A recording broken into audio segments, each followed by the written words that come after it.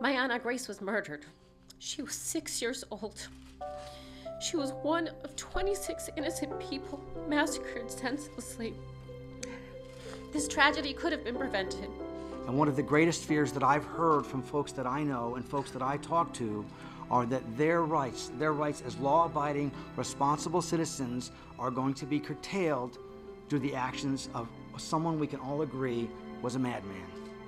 In the wake of Sandy Hook, powerful testimony like that, heard here in this room, helped guide legislators as they voted on new gun laws. Hello, I'm Diane Smith. In this video series, we'll guide you step by step through the testifying process with information ranging from where to sign up to how to make your testimony effective. Let's start with when and why you might speak up. Proposed legislation is voted on here in the House and Senate. Before lawmakers can cast a vote, they conduct public hearings. If you care about an issue, speaking up at a public hearing is an effective way to make sure your voice is heard by the people who write the laws that affect your life. Getting citizens more involved in solving public problems is the aim of Valeriano Ramos of Everyday Democracy. I think that many times people complain about legislation or, policies that end up impacting their communities, and they complain that why are legislators doing this?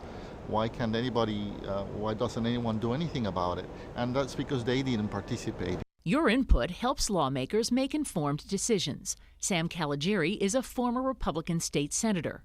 He served on the General Law, Judiciary, Appropriations, and several other committees.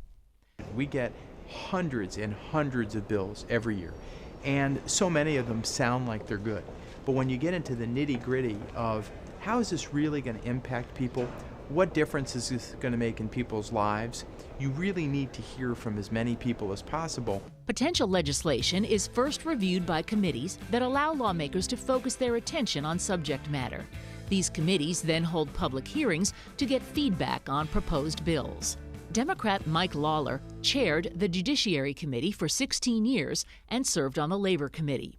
Many people assume that everything is done ahead of time and that legislators already have their minds made up. But for most legislators on most bills, it's a complete blank slate on the day of the public hearing. So adding your input, especially if you can do it in your own words and not read from a piece of paper, just explain why this is important to you, how it impacts your life, really shapes the destiny of these bills. Connecticut is one of a few state legislatures that form joint committees to work through proposed legislation and nominations.